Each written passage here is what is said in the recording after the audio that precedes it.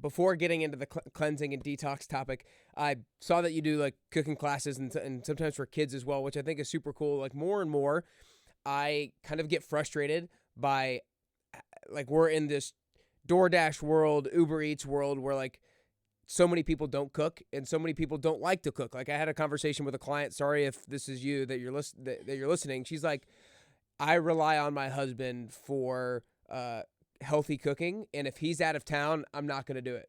And I'm not going to cook any proteins. I'll do the things that are easy to put together, but I'm just not going to do it. And I was okay. And I'm not saying that women need to be the one cooking, but oftentimes I feel like more and more people have become so okay with or against like doing any cooking at all because they can very easily get by without doing any cooking. Like how can we get our culture back into like cooking is something that all of us should learn to do and all of us should maybe not enjoy doing, but it's like part of how we need to be living. Like how do we get cooking back into what we do? Well, that is an essential life skill that has kind of gotten thrown out the door, right? Yeah. And we've become so okay with becoming dependent upon a factory or somebody else to do something that is just a basic need that we are completely capable of fulfilling. Yeah. And it doesn't need to be difficult. It doesn't need to be time consuming, and it can and should be fun. Right. And that's kind of what I do with, that's how I approach nutrition with athletes and younger people, real adults too, because I did not grow up cooking. I went to culinary school about 10 years ago, and that was life changing for me. And I didn't really ever think I would ever. How much school did you go to? Just a perpetual student here. Yeah. It was Sorry, a just shorter wanted to. it was a full-time shorter program, but like I Okay. dropped well, you'd appreciate this from all the training. I used to teach probably 10, 12 classes a week and participate in them, like Wow. overtraining, like not doing it smart. Yeah. And when I did culinary school, it was full time. I could teach like one or maybe two of those classes. So I was basically doing 10% of what I used to do. And with only eating real food, nothing out of a bag, box, or can, I was like, oh God, this is going to be bad, you know? Totally the exact same. Wow. Like, yep, because it was real food. Yeah. You know, my body was getting what it needed. And I still had a couple workouts a week. But I wasn't overtraining. Yeah. And, you're kind of, that was like really eye opening. That was like what it really took for me to be like, wow, your food is such a big component of the gym. I actually had a male client in his 20s a few months ago tell me, after we went through like a month program, he's like, I had no idea how much of my gym progress actually happens in the kitchen. Yeah. And for a 20-some-year-old male to say that, I thought that was pretty cool because Totally. yeah, that was my realization too when I was kind of like forced into that, because I was like, oh God, I didn't want to let it go.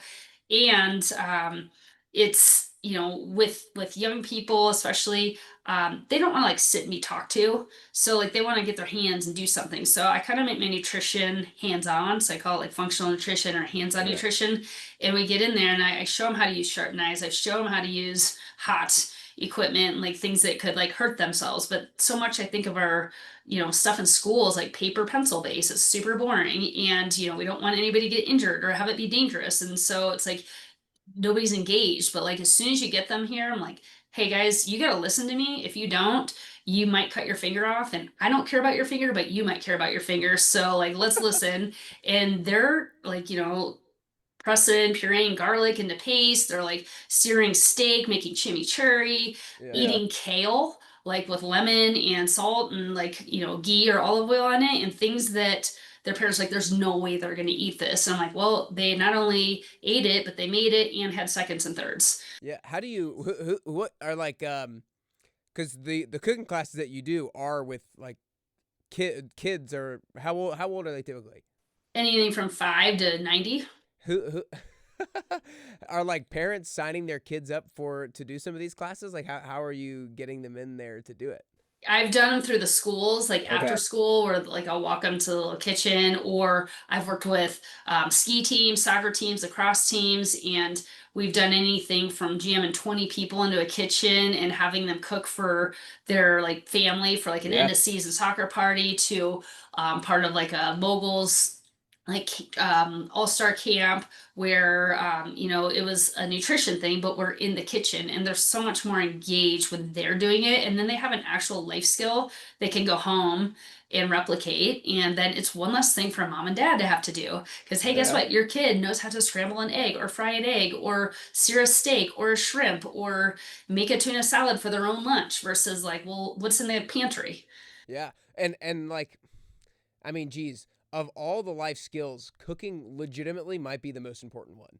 I mean, if you go to college, graduate college, and move away and start living by yourself, and you don't know how to cook, and like immediately you just don't try to learn and just start eating out, like that's going to impact all areas of your life in a dramatic fashion. So like learning how to cook is so. Well, you have an eighth grader and a fifth grader. What do you do to try to get them into cooking, and how does that work around your house? Do you try to get them to cook every once in a while Oh or? yeah, since they were little. Actually, it was when my daughter turned, I think 1. I was in culinary school and I was like so busy. I was trying to have a birthday party for her, and I did not get to making the cake until like people were actually showing up. I'm like, oh my God, this is so embarrassing. Like I'm literally assembling the cake. But I was like, all right, kids, you want to help, decorate?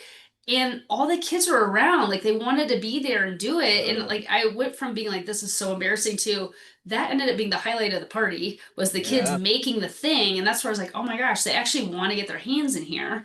And just from a sensory perspective when they're young, integrating all senses is really important for learning and just Mm-hmm. development. And so letting them get their hands into it, like your kitchen's going to get a little bit messy, but you know what, they knew how to use a chef's knife when they're 2, 3 years old. Yeah. Because I was like, well, I know how I was. Like, if you didn't teach me how to do it, I would try to figure it out on my own. So, do I want to teach them the proper way to do it or let them learn on their own and maybe cut their finger off? So, teach them the claw, teach them, like the rocking motion with the knife. And they're like, oh, can I make this? The other thing is seasoning. So, this is really important for everybody. If there's one thing to walk away from, salt, acid, fat.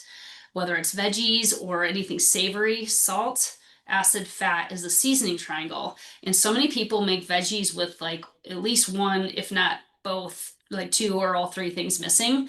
But when you cook it in like a good fat, like ghee, and then you sprinkle a little salt on, like a sea salt, and then you add a pop of acid. Acid is citrus fruit, it's vinegar, it could be alcohol, and you add a pop of whatever acid you want. That's what kind of brings it to life and it balances it. And all of a sudden, kids go from like, Ugh, I don't want to have this to like, wow, this actually tastes good.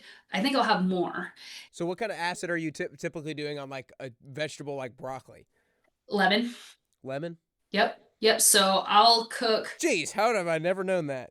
Boom. Try it tonight. Let me know how Yeah, it goes. Yeah. I will. I literally will. I've got Yeah, lemon juice. so I I mean, always perfect. have citrus in the house and I Okay. always have a good quality salt. Like if somebody's traveling and they want to bring back something cool, they'll bring back like a cool salt from Europe or Hawaii or something. I'm like, oh, Yeah. cool. I had no idea there were so many kinds of salt because I grew up just like using iodized salt, which is probably Yeah. the worst salt you could use.